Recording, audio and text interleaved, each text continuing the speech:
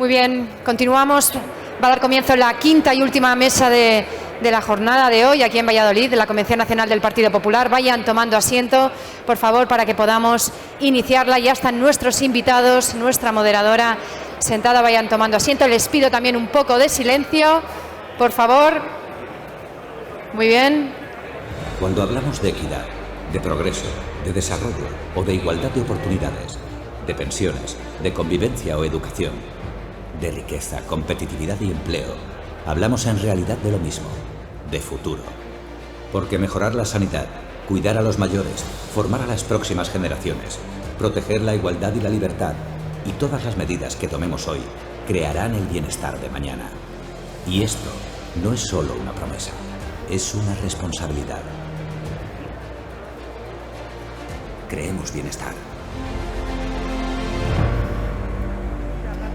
Muy bien, quinta mesa de la jornada, tal y como les anunciaba, bajo el paraguas de unidad nacional y Estado autonómico frente al nacionalismo. Modera Edurne Uriarte, catedrática de Ciencia Política, y participan el expresidente de Vox y del Partido Popular de Cataluña, Alejo Vidal Quadras, el exportavoz de Ciudadanos, Juan Carlos Girauta, y por último, el diplomático y escritor Juan Claudio de Ramón. Vamos con ellos. Gracias. Bienvenidos.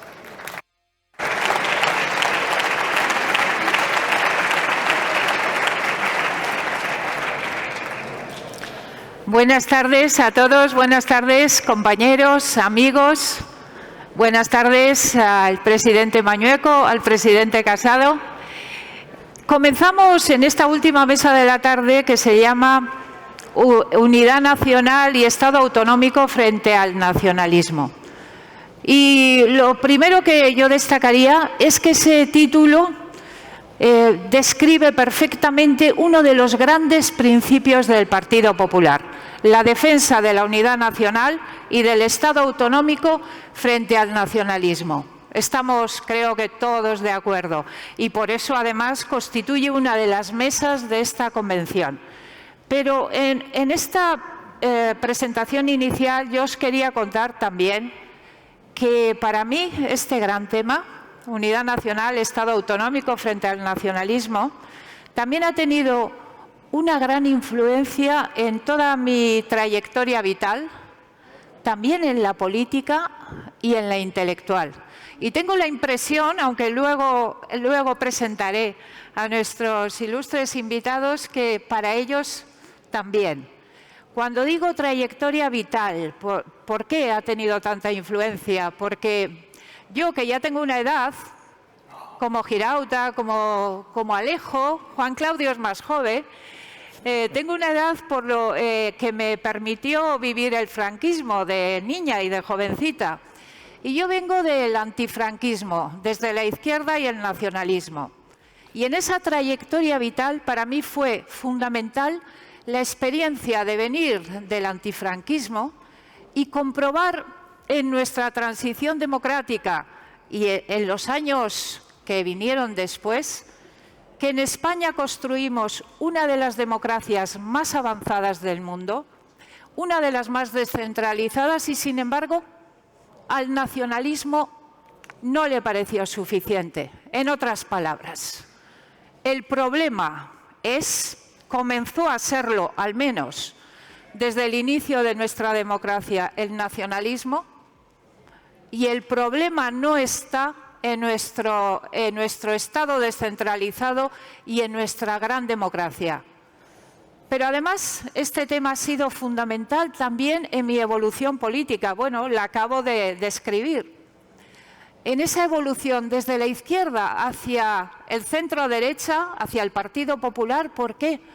Porque en mi experiencia vital, una de las reflexiones muy importantes fue la incapacidad de la izquierda española para evolucionar desde su antifranquismo a la nueva gran democracia que construimos, la incapacidad para responder al nacionalismo. Y en mi trayectoria intelectual, ¿qué decir? Lo mismo que mis invitados, en todos estos años he dedicado muchas reflexiones a la cuestión nacionalista, es decir, a la pregunta la primera gran pregunta para mí de este debate, que es: ¿por qué después de 44 años, contando desde las primeras elecciones democráticas, seguimos teniendo un problema nacionalista? ¿Cómo es posible? Mi diagnóstico, que expongo brevemente y luego os doy paso, es que se trata de una cuestión de cultura política, es decir, de ideas, de valores, de actitudes. Yo ayer lo pensaba escuchando una de las mesas que tuvimos en Santiago, brillante, sobre la cuarta revolución industrial, cuando decían algunos de los que intervenían: aquí podemos hacer grandes cambios, la tecnología, todo es rápido. Y yo pensaba, en otros terrenos como este, los cambios son mucho más difíciles de lograr, porque tenemos que cambiar actitudes, valores. Se trata de cambios culturales. ¿Cuáles? Pues después de casi 50 años, por ejemplo, en España el antifranquismo todavía funciona. Esto significa que los nacionalistas y en buena medida la izquierda se sienten con un derecho permanente a la reclamación, casi 50 años después. Después, la política de las identidades. Esto está afectando a toda la izquierda mundial. Están sustituyendo la clase social por la identidad, con lo cual cualquiera que reivindique una identidad parece que tiene derecho a hacer lo que quiera. Después, el todavía dominio de la izquierda en los medios culturales, intelectuales. Bueno, eso está acabando, está cambiando. A lo largo de todos los meses de debates y de preparación de la convención lo hemos vuelto a ver. Y por último, el miedo al nacionalismo. Para mí es un factor muy importante. ¿Qué quiero decir con eso? El miedo al problema. Ese miedo al problema que nos ha llevado demasiadas veces en España a decir, bueno, que se resuelva de cualquier forma, y que explica, en parte, por qué es posible en España una mesa escandalosa de negociación como la que tiene en estos momentos el Gobierno de España con los independentistas autores de gravísimos delitos. ¿Cómo es posible que no haya una grandísima contestación social? En buena medida por el miedo al problema. Este es mi diagnóstico, es la primera parte, bueno, que yo quería plantear de este debate, y mi primera pregunta a nuestros invitados sobre el diagnóstico. ¿Cuál es su diagnóstico? Y para ello, bueno, aunque ya los conocéis, creo, voy a presentarlos en orden de intervención. En primer lugar, Juan Claudio de Ramón, que es diplomático, escritor, ensayista. Ha escrito también de estas cuestiones y en la actualidad también columnista del Mundo. Juan Carlos Girauta, que también le conocéis. Juan Carlos Girauta, bueno, tiene trayectoria que tiene algo que ver con la mía, intelectual, política, y él en Cataluña, yo desde el País Vasco. Juan Carlos estuvo en Ciudadanos, fue diputado, dirigente, es bien conocido, también europarlamentario.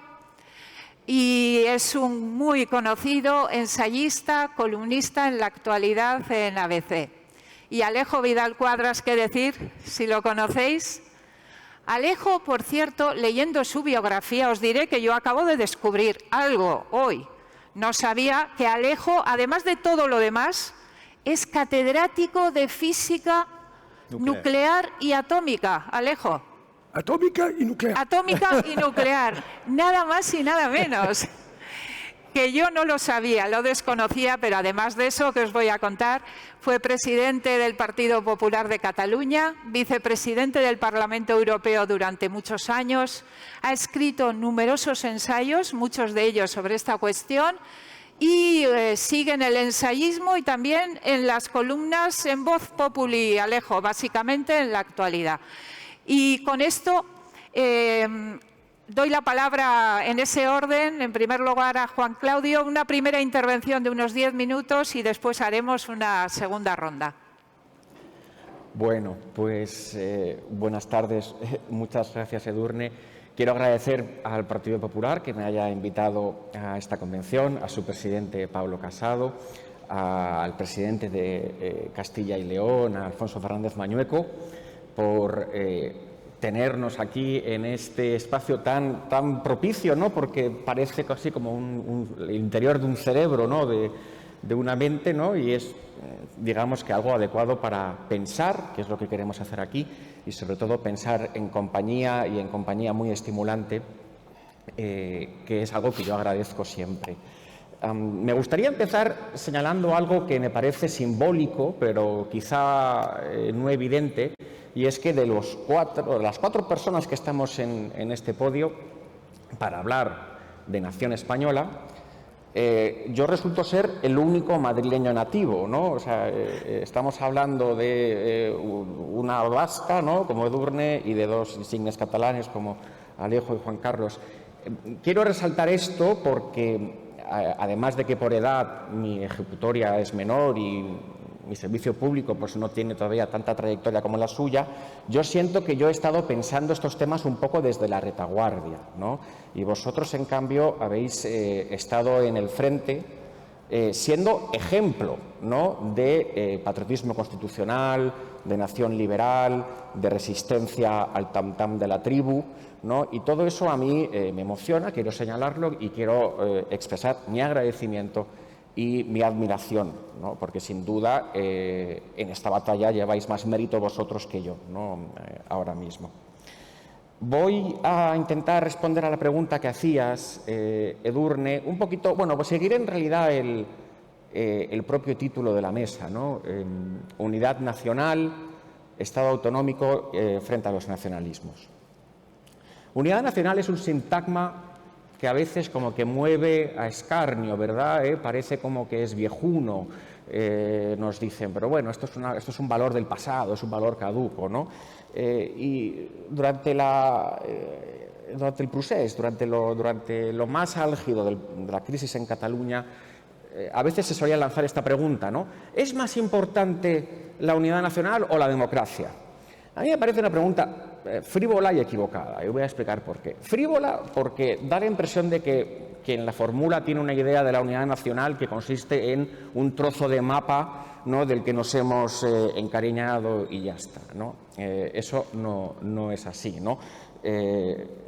La unidad, y mal planteada, porque la unidad nacional es la democracia, al menos desde la Revolución Francesa, ¿no? La unidad nacional es la comunidad de ciudadanos libres iguales, es la igualdad política, es la libertad en común, es el conjunto de derechos y deberes. Por supuesto que también eso se da dentro de unas fronteras que hemos heredado de nuestros padres, de nuestros abuelos, que constituyen el ámbito espacial de nuestra ciudadanía y que tampoco nos hace ninguna gracia perder.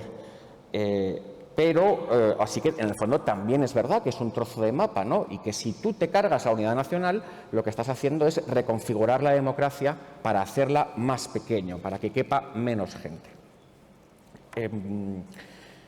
Si alteras las fronteras, ¿no?, te quedas con un marco más pequeño, menos rico en posibilidades y recursos individuales y colectivos.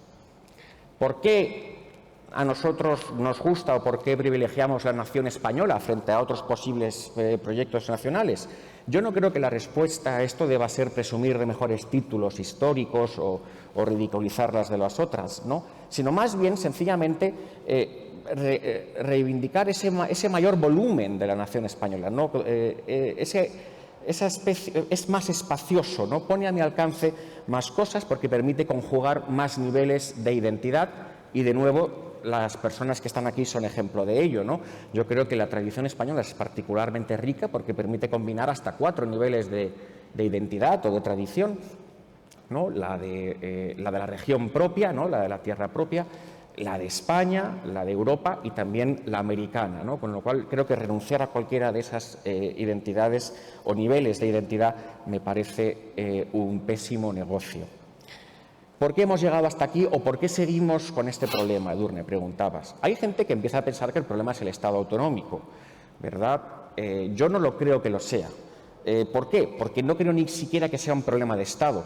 Es un problema de nación, es un problema de sentimiento de pertenencia. Mirad, voy a decir algo que puede sorprender, pero que creo que también es evidente. España es una cosa muy vieja y en eso estamos todos de acuerdo. Pero los españoles hay que hacerlos nuevos a cada generación. Y esto no quiere ser escandaloso, esto ocurre con todos los países y también con los proyectos de país que tienen otros dentro, ¿no? Pues también hay que hacer vascos, hay que hacer catalanes, hay que hacer gallegos. A todos nos han socializado en la pertenencia en común. Yo estoy aquí porque se me educó sentimentalmente en la pertenencia a España, cosa que agradezco mucho a mi familia. Se me dijo que decir España no era arrojar una palabra al vacío del significado, ¿no? Sino que tenía un pozo, tenía un sedimento, tenía una tradición de la que hacerme cargo. Algo no tanto de lo que sentirme orgulloso, yo nunca digo que, no me gusta decir que me sienta orgulloso de ser español, me gusta decir que me siento afortunado de serlo. ¿Y por qué? Pues bueno, porque he tenido mucha suerte, porque he caído en un país que tiene un volumen de tradición cultural magnífico, rico como pocos en el mundo, y al mismo tiempo haber nacido en el 78, en España del 78, me permite disfrutar de un de un Estado democrático con plenas garantías. Este sentimiento de transmisión, ¿no?, de sentirnos a gusto siendo españoles, afortunados de serlo, se ha ido perdiendo en muchas partes de España, ¿no?, hasta el punto de que el Estado ya no tiene instrumentos para hacer esa transmisión. Es verdad que la idea de transmisión está en crisis general, pero particularmente la de la nación. Esto es parte del problema, Edurne. Sé que quieres que me detenga para dar paso a los siguientes ponentes y luego seguiré. Pero ciertamente, ¿qué hay que hacer? Me dices, pues hay que reactivar un poquito esa cadena de transmisión, ese saberse español que nos hemos ido pasando de generación en generación, de corazón en corazón, y que en buena parte del territorio se está deteniendo. Lo dejo por aquí ahora.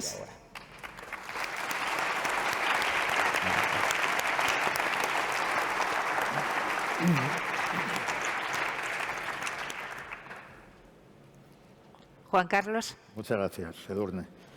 Ante todo, quiero agradecerles a todos ustedes la generosidad de ponerme aquí en la tarima y colocarme un micrófono, cuando hace muy poco pues nos las estábamos teniendo en el Congreso.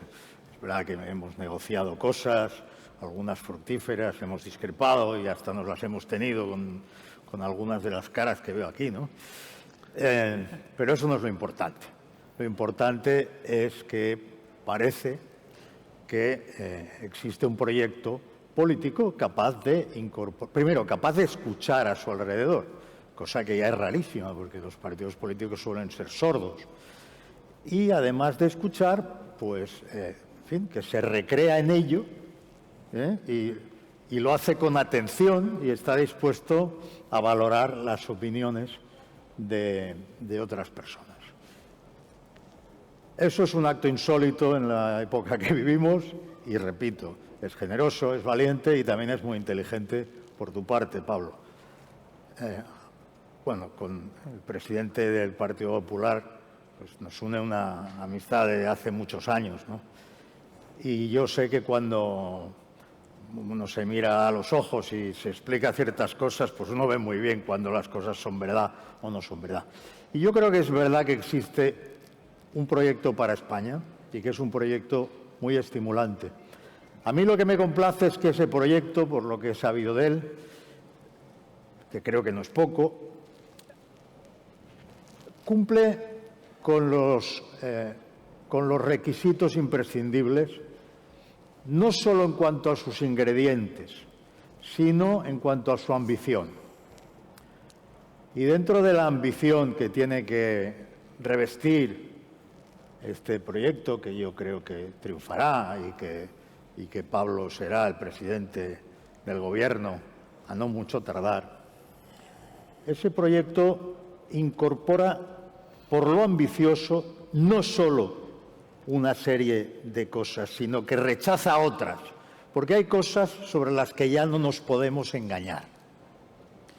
hay cosas sobre las que ya nadie se debería engañar, visto lo visto y vivido lo vivido.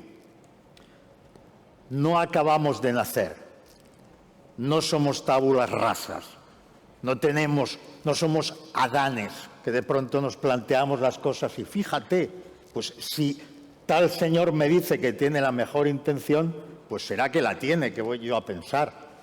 Nosotros, por ejemplo, fuimos adanistas cuando vimos en el señor Sánchez a alguien en el año 16 que hablaba como ciudadanos cuando yo pertenecía a aquel proyecto y era el portavoz de aquel grupo parlamentario. Hablaba como nosotros, decía lo mismo que nosotros sobre los nacionalistas.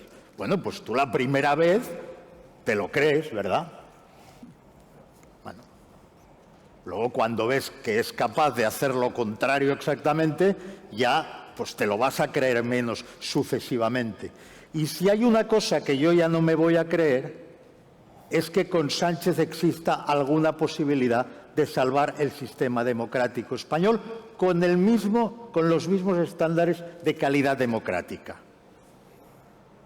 Desde luego no creo ni postulo la idea de que Sánchez esté trabajando para construir una tiranía o un sistema autoritario explícito. No. Claro que no. Sánchez gana tiempo para crear un sistema autocrático. Es decir, Sánchez es capaz de mantener intacta la Constitución y desvirtuarla toda entera, a base de sus pactos políticos y a base de el deterioro institucional. Y el deterioro institucional existe, no es culpa de Sánchez. Culpa de Sánchez es agravarlo, culpa de Sánchez es aprovecharlo, pero es previo. Y eso nos lleva al terreno de la regeneración. El proyecto que creo que se están planteando ustedes y con el que concurrirán a las próximas elecciones generales es un proyecto de regeneración, pero no regeneracionista en el sentido histórico, en el sentido doctrinal del término. Porque otra de las cosas que tenemos que empezar a rechazar es esa especie de, no es odio, pero esa especie de rechazo a España de los que queremos a España. Los que queremos mucho a España estamos en una tradición de gente que de tanto quererla la hace trizas. Es el regeneracionismo decimonónico, es la generación del 98, antes se ha citado, Azaña. El Azaña de la paz, piedad, perdón, que antes se ha citado, que es el Azaña conmovedor y patriota, es muy distinto al Azaña frívolo que organizaba golpes contra su propio sistema de la mano de Indalecio Prieto, porque Azaña se dio cuenta, Azaña nos sirve para escarmentar en cabeza ajena si no hubiéramos escarmentado ya.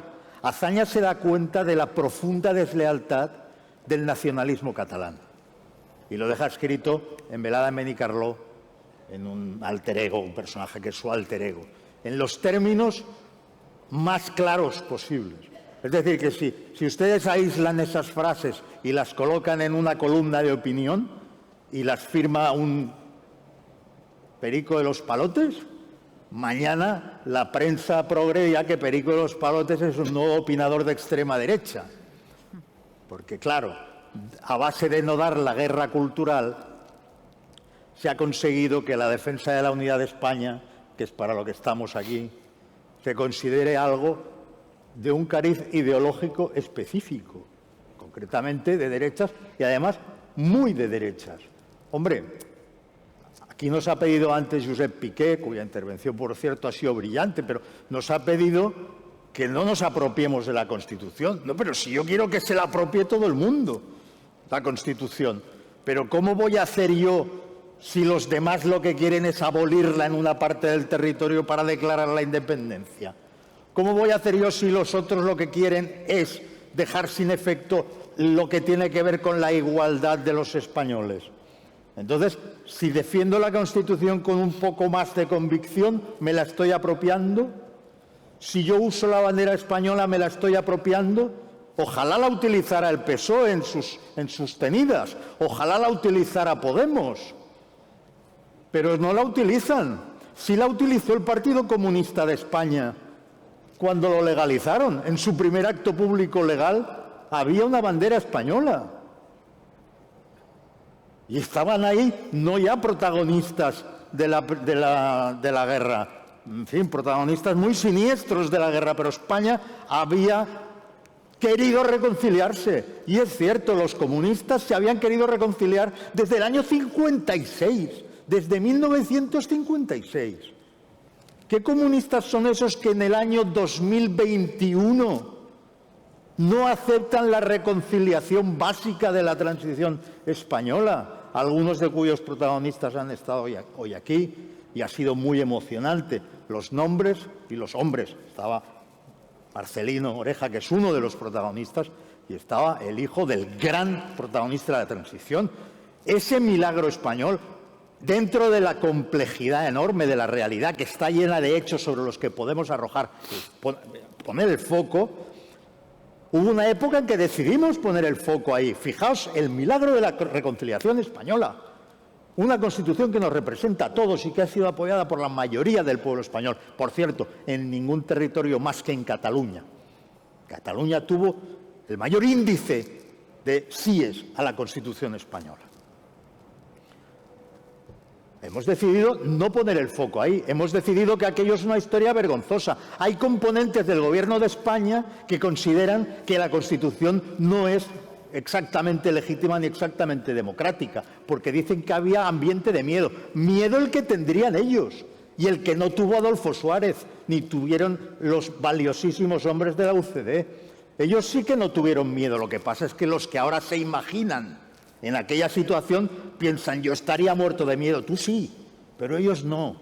E hicieron lo que tenían que hacer y legalizaron a todos los partidos que tenían que legalizar. Y consiguieron una Constitución de todos los españoles que ha procurado la etapa más larga de libertad y de prosperidad de la historia de España.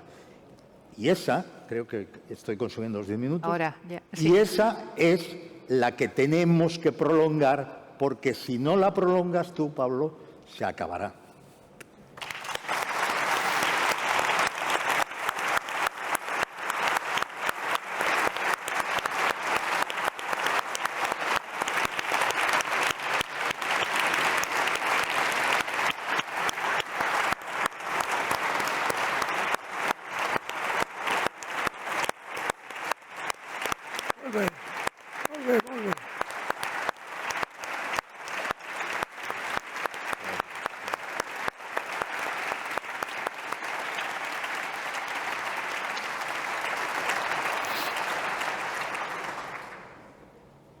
Alejo.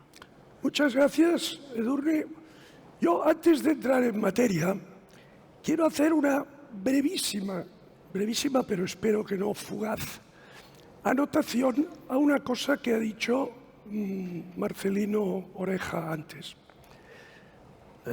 A los sabios hay que escucharles siempre. Y yo a Marcelino, siempre que tengo oportunidad, le escucho con muchísima atención, porque es un hombre sabio.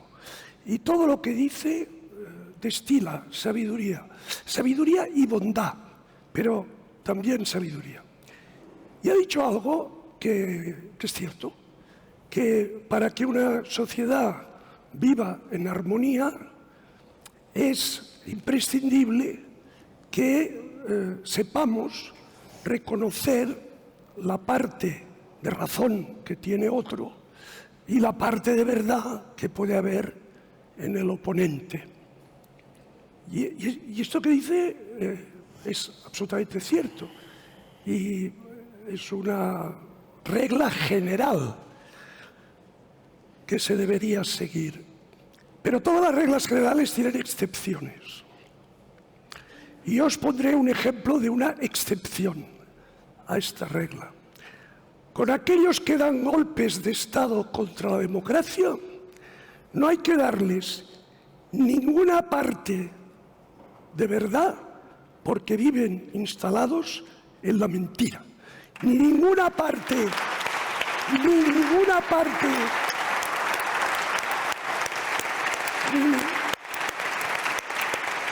ni ninguna parte de razón, porque no tienen ninguna. Y ahora, yendo ya al asunto que nos convoca, lo primero que quiero hacer, naturalmente, es darle las gracias a Pablo Casado por haberme invitado a participar en este encuentro. Se lo agradezco de verdad, no retóricamente, no, se lo agradezco de verdad, porque hacía 7 años que yo no hablaba en un acto de ámbito nacional del que fue mi partido durante 31 años y en cuya ejecutoria participé activamente, si bien, como es sabido, no siempre plegado a la línea oficial. Y, por tanto, esta es una ocasión muy especial para mí. Permítidme esta pequeña nota personal. Una ocasión muy especial. Y he de decir, además, que para mi sorpresa experimento una sensación agradable estando aquí con vosotros. Y, bueno, esto demuestra que inevitablemente todos tenemos sentimientos. Y, vaya, que os echo de menos.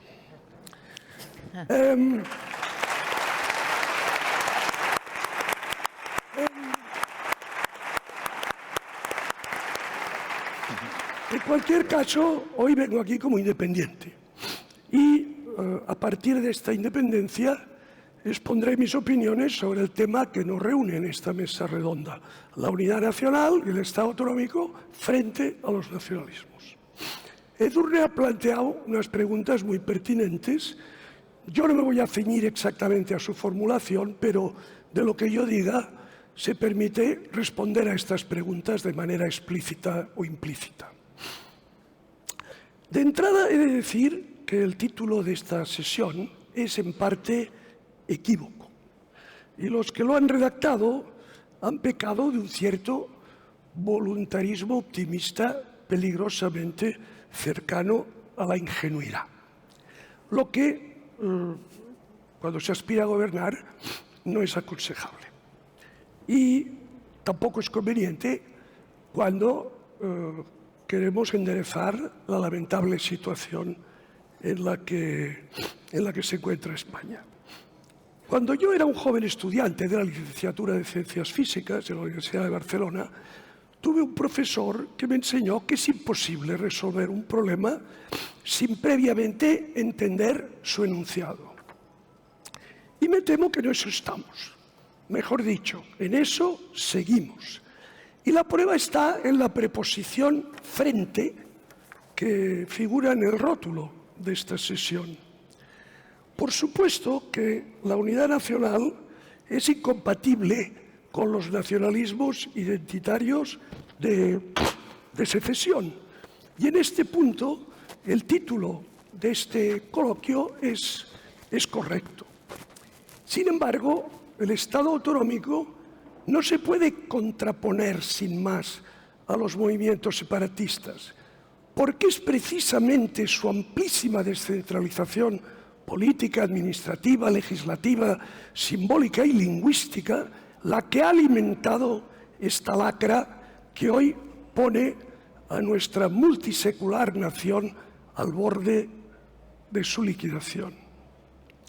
El hecho de que los constituyentes hace 4 décadas creyeran que equipando a los nacionalistas con una estructura dotada de parlamento, con extensos e intensos poderes legislativos, un generoso presupuesto, una bandera, un himno, un día de la patria, un gobierno, una imponente flota de coches oficiales, un voluminoso cuerpo de seguridad armado, una formidable corporación de radio y televisión, una lengua cooficial, la competencia exclusiva sobre educación y cultura y una ilimitada capacidad de saquear el erario, se apaciguarían y respetarían el orden constitucional. Pensar eso equivale a pensar que cebando un tigre con un rebaño de ovejas se volverá vegetariano. Sin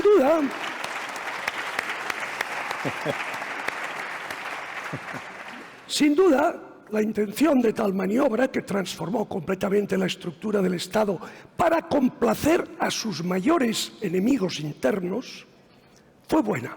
La intención fue buena. Solo tuvo un inconveniente, que la otra parte contratante no tenía la menor voluntad de cumplir lo acordado y se disponía a utilizar con gradualismo paciente pero inexorable. Juan Carlos se acordará del gradualismo del poco honorable, ¿verdad? Se acordará de ese gradualismo. Con ese gradualismo han utilizado todos los instrumentos institucionales y financieros puestos a su disposición para morder la mano que tan generosamente se les tendió y para destruir la nación que seráficamente intentó integrarles, creyendo que cerrando los ojos ante una evidencia tan desagradable como incómoda, ésta desaparecería. Mira por dónde los 7 padres de nuestra Constitución se entregaron candorosamente al redactar el título 8º de la Carta Magna al pensamiento mágico. Baste decir que en 1980 el porcentaje de catalanes partidarios de la independencia no llegaba al 10%. Y hoy se ha cuadriplicado. Francamente, cuando todavía hemos de oír permitidme que lo diga con crudeza, ya os he dicho que estoy aquí muy a gusto, pero esto no me ha de impedir decir lo que pienso. ¿Estamos de acuerdo, Pablo? Bien. Pues cuando todavía escucho a destacados dirigentes del partido que hoy es nuestro anfitrión en esta convención afirmar que el Estado de las Autonomías es la historia de un éxito, cuesta sobreponerse al estupor que a estas alturas de la película de terror que estamos viviendo produce semejante ceguera. Sentado este preámbulo, que reconozco poco conciliador, trataré de describir cuáles son, a mi juicio, los principales elementos que permiten explicar la presente situación nada halagüeña que atraviesa España y los posibles caminos para mejorarla. Tras una larga trayectoria política de un cuarto de siglo, he llegado a la conclusión de que los serios problemas estructurales que aquejan a nuestro país, ya ha entrado el siglo XXI, derivan de 2 graves errores conceptuales. Uno es de naturaleza moral y el otro de diseño institucional. Mientras sigamos prisioneros de estos errores, no solo no superaremos nuestras dificultades, sino que éstas se agravarán hasta desembocar en un desastre sin paliativos, del cual el aquelarre en el que estamos inmersos es la anticipación elocuente. El error moral. El error moral consiste en considerar al nacionalismo identitario de raíz étnica, lingüística, cultural, histórica, una doctrina política aceptable en democracia, a la que se puede tratar en pie de igualdad con las restantes opciones electorales, adoptarla como socio parlamentario fiable y confiar en que sus dirigentes cumplirán los pactos que con ellos se cierren. Este es el error moral. El error de diseño institucional radica en la transformación gradual y continua de nuestra monarquía parlamentaria y constitucional en un estado de partidos, en una partitocracia, es decir, en una estructura política y jurídica en que los partidos ocupan y se reparten los órganos constitucionales, los organismos reguladores, los medios de comunicación públicos y hasta la gran recesión de 2008, también una buena parte de las entidades financieras, a la par que colonizan los medios de comunicación privados y la sociedad civil. Estos 2 fallos básicos han deteriorado el funcionamiento de nuestra democracia hasta dejarla en su actual postración. la unidad nacional amenazada, las cuentas públicas preocupantemente desequilibradas y el Parlamento y el Gobierno de la Nación en manos de los que pugnan por triturarla. Esta tarde yo solamente haré unas consideraciones sobre el primero de estos dos errores, porque así me ciño a la cuestión de esta mesa. ¿Por qué digo que acoger al nacionalismo identitario como un actor más del juego democrático con el que se puede dialogar, negociar y mantener una relación normal y cordial es un error moral y no simplemente político? No, es un error moral.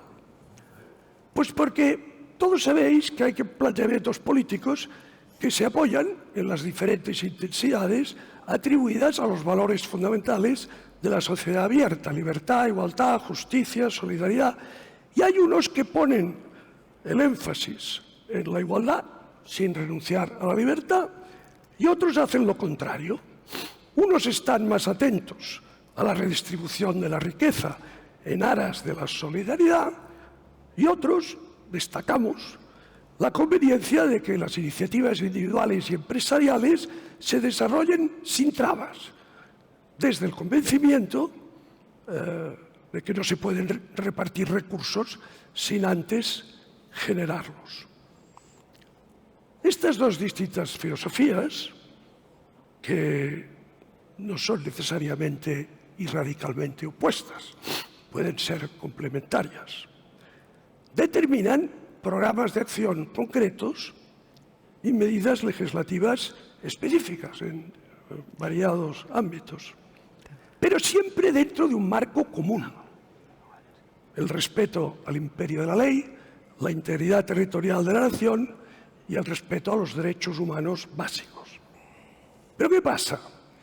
Que los prófugos de Bruselas o los indultados tras cometer gravísimos delitos por un presidente de gobierno que combina magistralmente el narcisismo, la mentira y la absoluta carencia de escrúpulos, impulsan su disparatado y destructivo proyecto separatista que aspira a borrar de la faz de la tierra a una de las naciones más antiguas de Europa y a condenar a los ciudadanos de Cataluña al empobrecimiento económico, al conflicto social violento y a la irrelevancia internacional.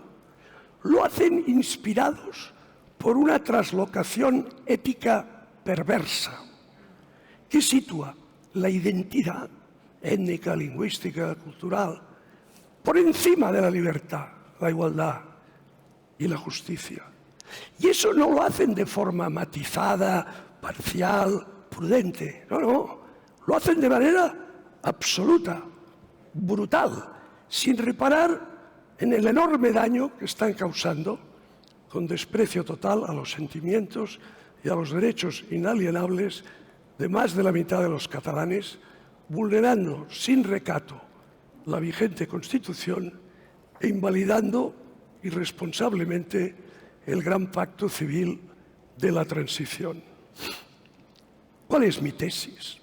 Mi tesis es que esta deslealtad extrema, este atropello totalitario al orden constitucional y a la racionalidad, deriva de la esencia intrínsecamente inmoral del nacionalismo identitario, esa maldición que casi destruyó Europa en el siglo XX y la sembró de un centenar de millones de cadáveres.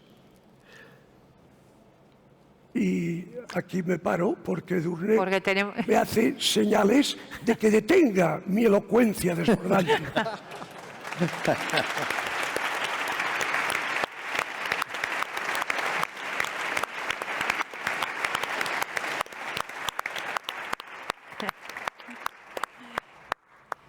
Muchas gracias por estas brillantes intervenciones en las cuales ya han surgido algunas discrepancias sobre los dos grandes temas que he planteado, que son el diagnóstico, primero, del problema, y después ya ha habido también algunas discrepancias sobre las alternativas, sobre esta segunda parte. Alejo, sobre todo, ha planteado ya una discrepancia conmigo misma porque Alejo nos decía ese título voluntarista, Estado autonómico frente a, yo lo creo firmemente, por eso hemos puesto el título, Estado autonómico, unidad nacional, van unidos. Para mí van unidos, para nosotros van unidos, y yo creo firmemente en que el Estado autonómico en España funciona. Y el problema nacionalista hay que separarlo del Estado autonómico.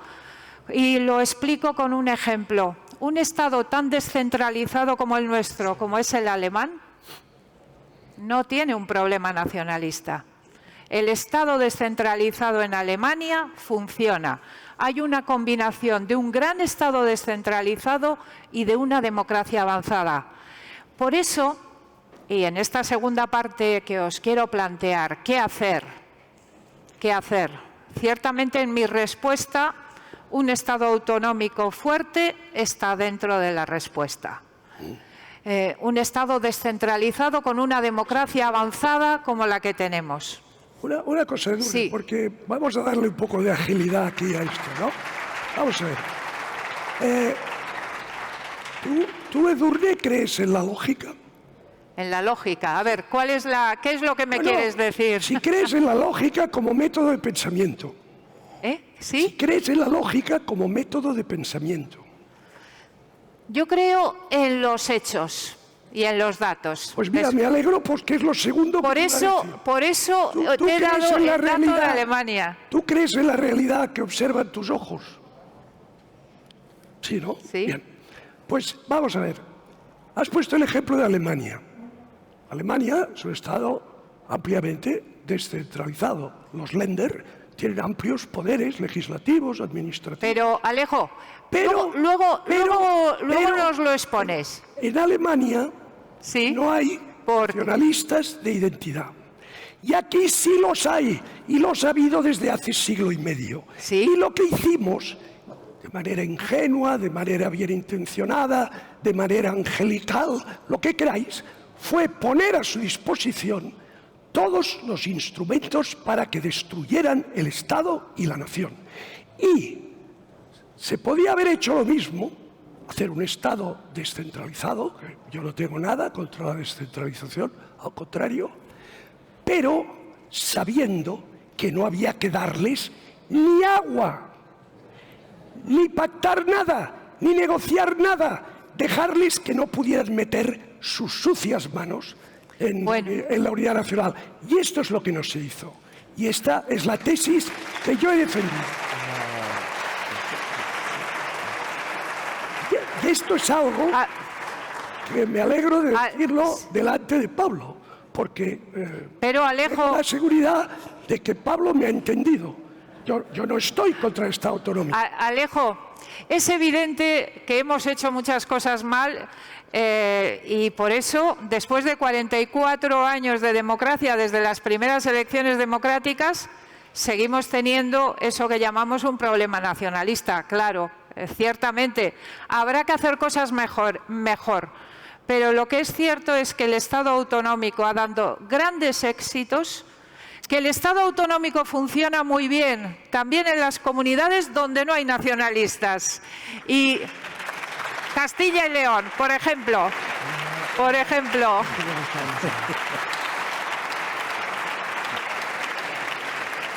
Andalucía, Comunidad de Madrid, Galicia y Murcia, y estoy citando las 5 grandes comunidades donde hacemos esta convención y donde gobernamos. ¿Funciona bien o no el Estado autonómico? Desde luego. Ha sido mucho más positivo que negativo. Pero aparte, tenemos un problema nacionalista. Y voy a eso. Bueno, este es obviamente mi punto de vista y ahora expondréis el vuestro. ¿Qué hacer? ¿Qué tenemos que hacer?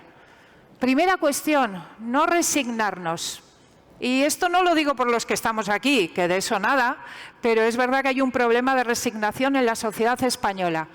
Esta mañana me ha gustado mucho todo lo que ha dicho Donald Tusk, pero entre otras cosas, me ha gustado esa frase cuando ha dicho: si aceptamos que las cosas son irreversibles, los problemas se convertirán en irreversibles. Una reflexión que tiene mucho que ver con esto. No aceptemos que el problema nacionalista es irreversible, que es parte de lo que ocurre en España. Ese problema es irreversible, luego hay que aceptarlo, luego, ¿en qué acaba todo esto? En volvemos a hacer una concesión a los nacionalistas a ver si se acaba el problema. Pues bien, hay que cambiar de actitud y yo por eso decía antes, Juan Claudio, Alejo, Juan Carlos, que para mí la cuestión básica es cultural. Juan Carlos ha hablado antes de guerra cultural. Yo no soy muy partidaria de esa palabra, pero obviamente sí de lo que encierra. Decía Juan Carlos algo así, es que si dejamos a un lado la guerra cultural, si no nos importa, o la batalla de las ideas, o el debate de las ideas, como lo queramos llamar, acaba ocurriendo lo que está ocurriendo, que un símbolo de todos los españoles, como es la bandera nacional, sea relacionado por algunos con una idea de derechas. Tremendo. Cuando en cualquier país democrático avanzado la bandera nacional representa a todo el país, a todas las ideologías y contribuye a la fortaleza de la democracia. Lo ha dicho Tajani también muy bien esta mañana aquí. Por lo tanto, cambio cultural, cambio de actitudes, fin del miedo al nacionalismo, defensa sin complejos de la unidad nacional, de la bandera nacional, del patriotismo. Defensa sin complejos también del Estado autonómico en el sentido en el que lo estoy describiendo con estas palabras. Sí. Y fin de aceptación de ese discurso de que hay un conflicto nacionalista, como le gusta llamar mucho esto conflicto a Pedro Sánchez. No, lo que hay es un problema nacionalista que es de los nacionalistas. No es el problema de la España democrática, constitucional, descentralizada, uno de los sistemas más avanzados del mundo. El problema lo tienen ellos, no los demás. Creo que tenemos que ir por ahí. Para mí esa es la respuesta, pero... El problema lo tenemos todos. Sí, sí, O sea, sí, pero Alejo, déjame acabar. Que no tenemos un problema. Sí, Alejo, déjame acabar. Y acabo con esto. Cuando digo que el cambio debe ser cultural, añado otra cosa. Todos los que estamos aquí estamos muy convencidos, pero tenemos que convencer a la inmensa mayoría de españoles. Ese es el camino. Sí, sí. Y os doy la palabra, en el mismo orden, si queréis, Juan Claudio, Juan Carlos, Alejo. Sí, bueno, es apasionante. Yo voy a hacer solamente unos apuntes. ¿Qué tenemos que hacer? Una de las cosas que tenemos que hacer es estar bien preparados intelectualmente para responder a todas las objeciones que se nos hagan, ¿no? Yo estaba pensando que si en esta sala hubiera un nacionalista catalán o un nacionalista vasco, lo primero que nos diría sería, bueno, estáis aquí hablando de nación española, o sea que vosotros también sois nacionalistas, ¿no? Y esta es una objeción muy frecuente que os habrán hecho millones de veces Alejo o Juan Carlos a ti, ¿no? ¿Cómo se puede responder a esto? ¿Por qué nuestra idea de nación no es nacionalista? Yo respondería de dos maneras. Primero, porque no estamos obsesionados con la uniformidad étnica, ¿verdad? Nosotros proponemos una cultura común que no es una cultura única, ¿no? Esto es importante, ¿no? Ellos sí que el nacionalista está obsesionado con la homogeneidad y con que todo sea uniforme y único, y nosotros admitimos la pluralidad de España y nos gusta. La segunda es más sutil. La segunda razón por las cuales no somos nacionalistas es porque nosotros sabemos que las naciones no son eternas, que son contingentes, que son obra de hombres y de mujeres, y que, por tanto, precisamente porque no son eternas, tenemos que hacernos cargo de ellas si queremos preservarlas. En el caso de España, ¿qué es lo que tenemos que preservar? Tenemos que preservar una realidad histórica que, y entronco con vuestro debate sobre el Estado autonómico, se compone de dos vectores, ¿no? Un vector de una tradición común muy poderosa y un vector de culturas locales, propias, regionales, como las queráis llamar, ¿no? Ese patriotismo dual está en lo que Jovellanos llamaba la Constitución histórica de España. El Estado autonómico quería hacerse cargo de ese patriotismo dual, de ese sentimiento de pertenencia dual. Yo creo, ¿ha sido un fracaso o no? Hombre, vamos a ver. El problema es que en estos últimos 40 años, en el binomio de propio y común, lo propio ha tenido una deriva inflacionista, lo común deflacionista, y se le ha dejado sin espacio. Lengua común, símbolos comunes, historia común. Yo a veces pienso que a lo mejor, más que recentralizar una competencia, quizá un museo de historia de España haría más bien que recentralizar, que no lo tenemos, no tenemos un museo de historia de España, o sea, no tenemos, digamos, una casa donde ir a aprender esa tradición común. Entonces, ¿el Estado autonómico sí o no? Mirad, no tiene mucho sentido, perdón, claro que tiene sentido la discusión, pero no tiene mucho sentido para mucha gente, porque si tú le vas a elegir, o si llegamos a un momento en el que la gente tenga que elegir entre un Estado autonómico que disuelve el país, ¿no?, o un Estado centralista que lo preserva, a mucha gente le vas a poner en un brete en el que no quiere estar. Por lo tanto, lo que tenemos que procurar es reequilibrar otra vez ese balance que digo que es España, ese binomio indestructible entre común y propio. Yo soy diplomático y mi primer puesto en el exterior fue en Canadá. Y allí aprendí mucho sobre cómo gestionar, digamos, conflictos de esta naturaleza, ¿no? Todos conocéis que en Canadá tienen problemas parecidos a los nuestros. Y supe de la figura de quien es mi héroe político, que es Pierre Trudeau, el padre del actual primer ministro.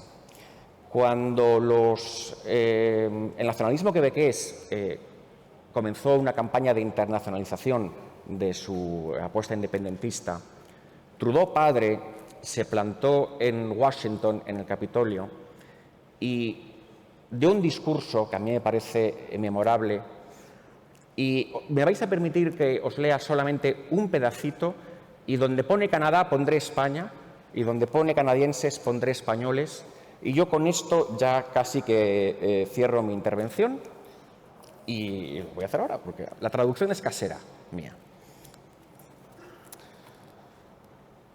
Una mayoría de españoles comprende que la ruptura de su país sería un aberrante desvío de las normas que ellos mismos se dieron, una afrenta contra la historia de la humanidad.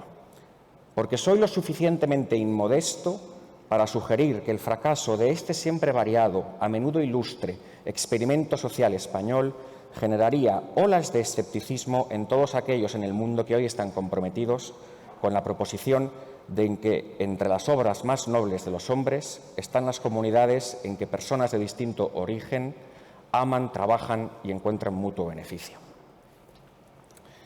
Yo propongo que seamos lo suficientemente inmodestos como para pensar que deshacer España sería también un crimen de lesa humanidad, un crimen contra la historia y un absurdo sin sentido. Y que nos sintamos dignos de querer continuar la historia de España y seguir llevándola, o sea, prolongándola hacia el futuro. Insisto, eso lo haremos si preservamos el sentimiento de comunidad. Yo siempre digo que si España no es capaz de hacerse cargo de los elementos distintivos y específicos de sus regiones, entonces no será una comunidad justa. Pero si no es capaz de recuperar todo lo común que tenemos, que es muchísimo, entonces no será una comunidad. Y ese es el problema en el que ahora mismo estamos. Gracias.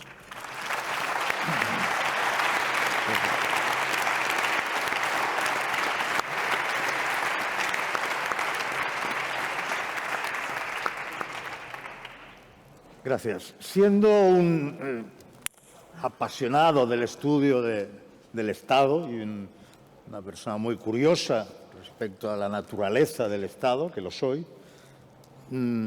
creo que haríamos mal si enfocáramos la cuestión de hoy desde el punto de vista estatal.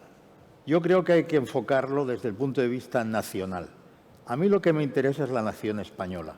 El Estado puede adoptar formas diferentes y que sea o no sea compuesto, la conveniencia de eso tiene más que ver con la viabilidad de un cambio que con otra cosa. Y creo, sinceramente, siendo realista, que no es viable un cambio en cuanto a la división, la distribución del poder territorial en España. Lo que no solo es viable, sino obligatorio, es exigir lealtad a los gestores de las administraciones autonómicas.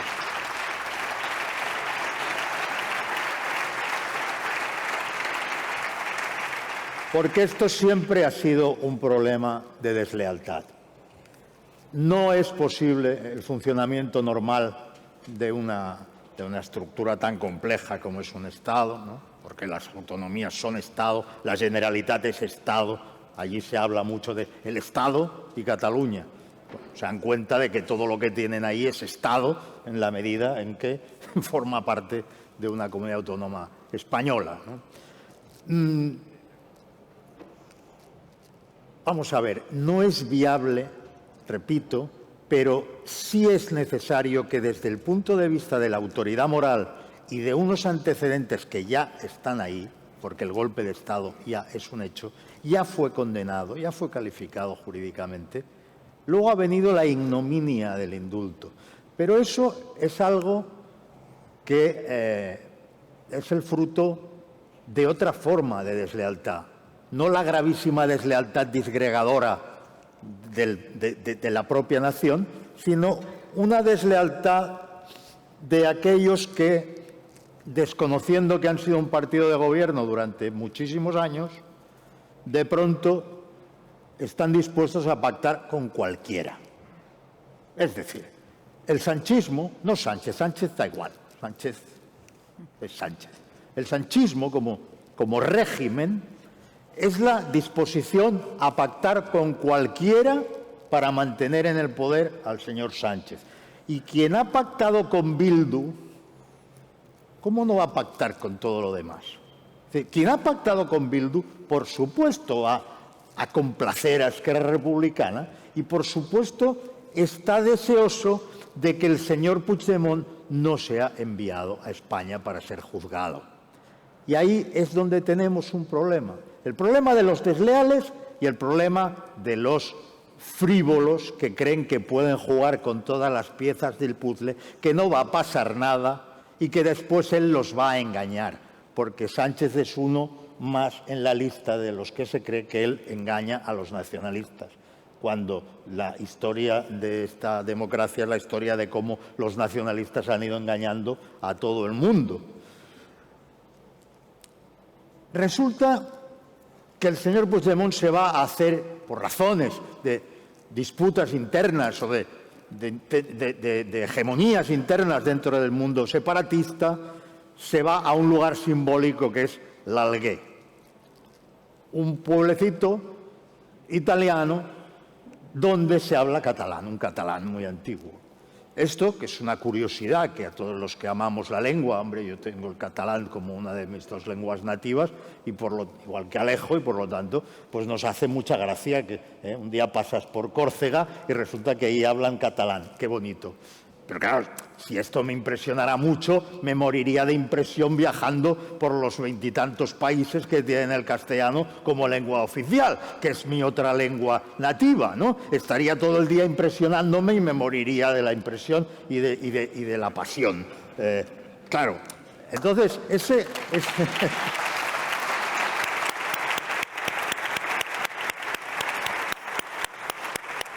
esos microorgasmos nacionalistas que tienen, pues son pintorescos. El último es la visita al Alguer de Puigdemont. Y allí se encuentra con que alguien dice, oiga, que aquí hay una orden de detención, lo detienen.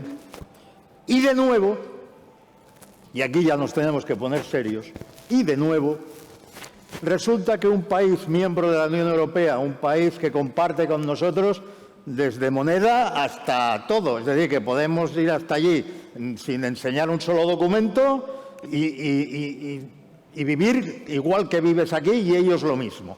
Pues uno de estos países con los que compartimos todo y supuestamente espacio judicial dice, no, Este señor tiene inmunidad y de momento está libre. No, este señor no tiene inmunidad. Entre otras cosas porque el Parlamento Europeo, o no, Tono, se la retiró. Sí, sí. Se la retiró. Pero bueno, hay un juez allí en una isla que dice que la tiene. Y antes hubo 3 jueces de provincias en Alemania, que yo no los calificaré porque ya lo hizo el profesor Sosa Wagner y dijo que eran unos absolutos ignorantes del derecho, que entraron en el fondo del asunto. No sé si os acordáis. Y no pueden. Es absolutamente ilegal e ilegítimo. Es impensable, pero lo hicieron. Y antes habían sido jueces belgas y una parte del gobierno belga, ojo, que ya habían estado más que insinuando que España en realidad no era una verdadera democracia cuando se habían dedicado a proteger a etarras en su territorio. Entonces, claro, con estos socios no se trata de que Italia no sea un buen socio. Yo estoy seguro de que la mayor parte de los italianos y que todo el gobierno italiano preferiría que se le hubiera dejado detenido y luego lo hubieran enviado aquí. Pero tenemos un problema cuando no se cumple la euroorden, cuando no se cumple con el mínimo de respeto a tu socio. Somos más que socios, somos un club que teóricamente aspira a ser una federación algún día. Eso está en el espíritu, en el origen y en el alma del proyecto europeo. Cuando se toca algo tan sensible como la unidad territorial, se protege a un golpista, a alguien que ha derogado la Constitución en una parte del territorio de España, que es aquel en el que nacimos y vivimos tantos años. Cuando alguien deroga la Constitución ahí, cuando alguien enfrenta a la gente ahí, cuando alguien pone a la propia policía autonómica a enfrentarse, porque allí está rota la policía autonómica en 2, como todo el resto de la sociedad, y cuando se ha juzgado a sus compinches y se les ha condenado, lo que uno quiere ver es una mínima comprensión por parte de sus socios. No. Lo que se envía desde estos países, desde sus judicaturas, a veces desde sus gobiernos, es el mensaje de que España no acaba de ser una democracia plena y de que Puigdemont, pobre hombre, debe ser un perseguido político. Eso es algo que no consentiría ningún país y nosotros lo estamos consintiendo.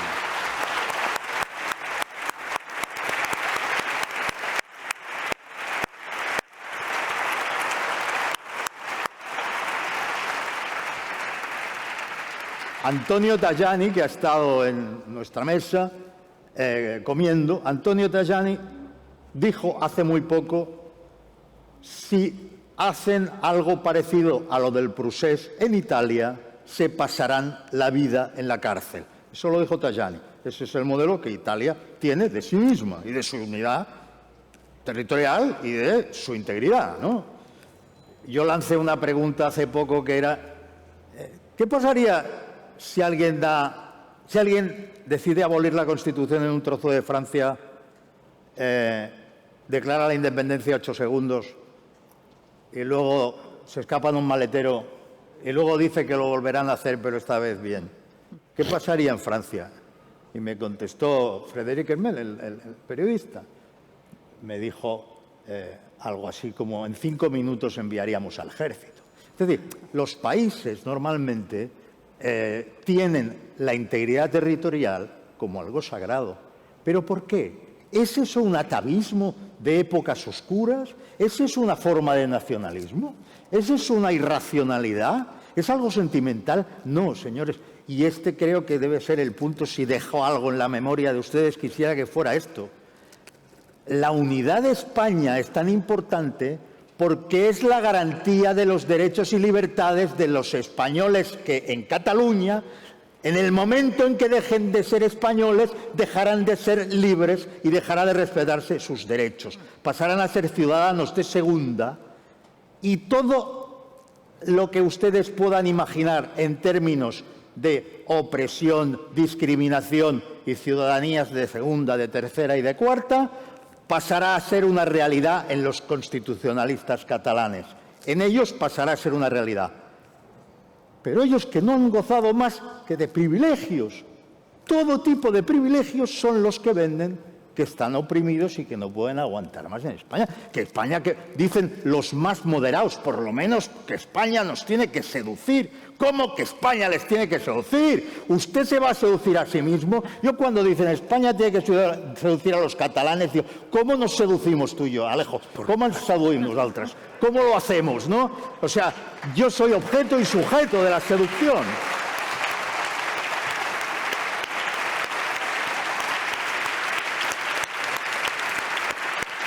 En fin, acabo ya. No se crean nunca más, o no acepten nunca más esa figura retórica que entiende por Cataluña solo a la parte separatista de Cataluña o que entiende por catalanes solo a los catalanes separatistas. No lo acepten nunca más. No acepten nunca más que un grupo parlamentario se llame el Grupo Catalán cuando es el grupo de los nacionalistas catalanes, porque esta cuestión les puede a ustedes parecer simbólica, pero es lo que poco a poco se va comiendo la moral de aquellos que se ven en la tesitura de defender todos los días la unidad de la nación porque están defendiendo su propia libertad al hacerlo. Muchas gracias.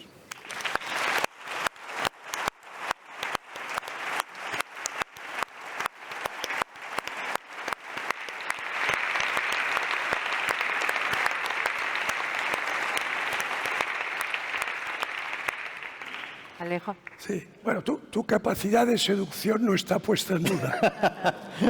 Pero vamos a ver, esta convención se ha organizado no para que la dirección del PP y en particular Pablo Casado, que seguramente, vamos, con toda probabilidad, serán los futuros gobernantes después de las próximas generales y Pablo será el responsable máximo del gobierno. No se ha organizado para que reciban consejos, porque seguramente no los necesitan. Pero sí se ha organizado para que escuchen distintos puntos de vista, distintas perspectivas, diferentes enfoques y puedan sacar algunas conclusiones. Entonces, yo quiero dejar algo muy claro. Por esto le decía a Edurne lo de la lógica y lo de la realidad. Lo que pasa es que yo soy de ciencias, ¿no? Entonces, vamos a ver.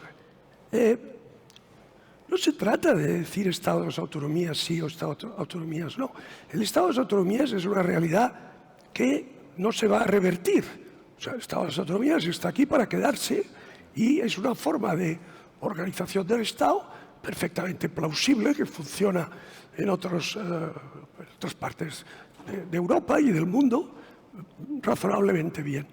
No, yo no decía eso, porque Edurne decía, oh, pues que Alfonso lo hace muy bien, y Juanma Moreno lo hace muy bien, y Alberto lo hace muy bien. Sí, bueno, es que este no es el asunto. O sea, Alfonso, lo haces muy bien, y yo te deseo que seas presidente muchos años y sigas haciéndolo bien, pero este no es el tema. ¿El tema cuál es? Vamos a centrar el tema. A centrar el tema frente a personas que van a gobernar dentro de un par de años. El tema es que una nación no puede poner en manos de sus peores enemigos los instrumentos para ser destruida. Esto lo entiende cualquiera. Esto es lo que yo quería transmitiros. ¿Y esto cómo se traduce en la práctica? Porque el gobierno es tomar medidas y llevar adelante acciones tangibles, no perderse en vanas filosofías. Por supuesto hay un problema cultural y hay que defender la idea de la nación española, la verdad sobre la historia de la nación española y los valores democráticos de la sociedad abierta frente a estos bárbaros. Pero la labor cultural nunca tiene efectos inmediatos. Es una labor de años, es una labor de generaciones. ¿Cuánto han tardado ellos en conseguir que más de la mitad de los catalanes detesten a España y la otra mitad estén con algunas excepciones honrosas, la otra mitad está en su casa encogida por miedo a las represalias y al señalamiento? ¿Cuánto han tardado? 40 años, con una paciencia de araña. 40 años. Una competencia por aquí, una competencia por acá, un dinerito por aquí, otro dinerito por allá, ahora la Guardia Civil de Tráfico, ahora los puertos de interés general, ahora las políticas activas del INEM, ahora... Y han dado el golpe de Estado porque tenían todos los medios para hacerlo. ¿Esto se entiende? Bien. Entonces, ¿qué hay que hacer a partir de ahora? Cuando la situación está ya muy deteriorada, porque han dado un golpe y darán otro, te darán otro golpe. Entonces tú tienes que estar preparado psicológicamente y emocionalmente y jurídicamente y políticamente. Tienes que estar preparado porque te lo van a dar, el golpe. Entonces, lo que hay que hacer es, en el futuro, no darles ni un instrumento más de poder para que puedan blandirlo contra España, contra la nación.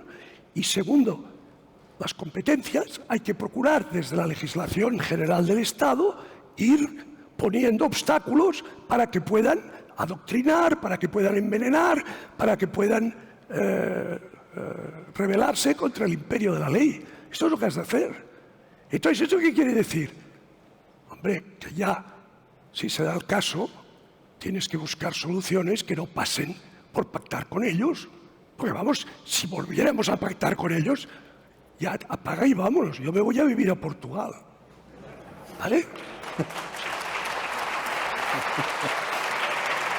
Entonces, esta es la tesis que yo os quería transmitir hoy, que es, como veis, muy concreta. No se les da más instrumentos para destruir la nación. Muy sencillo. Y esto se hace de muchas maneras. Unas políticas, otras de medios de comunicación, otras culturales, otras jurídicas, pero hay que emplear toda la batería para evitar que cumplan su propósito, porque su propósito explícito es acabar con España como nación. O sea, es su proyecto político. Entonces tenemos que defender a la nación. Bien. Por tanto, esto me parece que ha quedado claro. Y yo te quería decir una cosa, Pablo. Y te lo digo con mucho afecto porque me has invitado y esto me ha llegado al alma. Vamos a ver. Vienen tiempos muy duros, Pablo, muy duros. O sea, tenemos una deuda que nos aplasta. Tenemos la unidad nacional hecha trizas.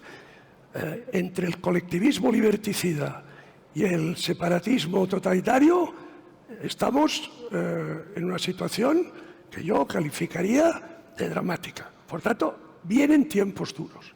Entonces, como vienen tiempos duros, necesitamos líderes que puedan afrontar estos tiempos duros. ¿Y esto qué quiere decir? Que aquellos que flojeen de piernas o les tiemble el pulso o antepongan sus metas personales a su deber, como estamos viendo que pasa ahora en el gobierno, como ese deber será fatigoso, será duro, será difícil, será arriesgado, pero tienes que cumplir con ese deber, porque si no, esto se va al despeñadero. Entonces, aquí ni continuismo inane, ni adanismo destructor. Aquí lo que hace falta es la voluntad de poner a punto nuestra democracia que está maltrecha. Y en eso sí que nos va la vida, porque esa vida es la vida de una nación que tiene un pasado extraordinario, como pocos en el mundo. Un pasado que hemos de conocer, que hemos de asumir, que tiene luces y tiene penumbras, sin duda, como todas las naciones, pero que no hemos de pedir perdón a nadie, a nadie. Y tenemos un presente que es dramático, que no podemos obviar ni podemos finalizar. Yo el otro día, en una conversación telefónica que tuve con Pablo, que la puedo revelar porque no dijimos nada que no se pueda revelar, yo le dije, Pablo, no son tiempos para el business as usual. No son tiempos para el business as usual. Lo que viene es duro, dramático, difícil, arriesgado, tremendo. Y tú tienes que concienciarte que eso es lo que viene, ¿vale? Entonces, este presente que digo que es dramático no lo hemos de obviar, ni lo hemos de trivializar, porque si no perderemos el futuro. Un futuro que parece que se nos escapa de entre los dedos estos días, pero que todavía, subrayo el todavía, nos pertenece y que todavía, subrayo el todavía, querido Pablo, todavía estamos a tiempo de salvar.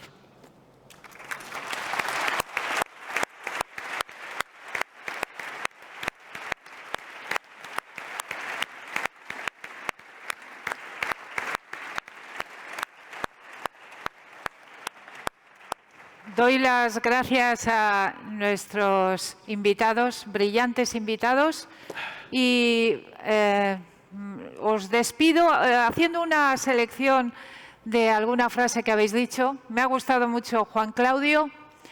Quizá un museo de la historia de España haga más por la unidad nacional que una medida recentralizadora. Juan Carlos Girauta, cuando has dicho: la unidad nacional es la garantía de los derechos y libertades de los españoles y, desde luego, de los catalanes, de los vascos, entre esos españoles. Y, Alejo, me quedo con tu frase para acabar de: no demos más instrumentos a los nacionalistas para que destruyan la nación y la unidad nacional. Muchas gracias y hasta mañana.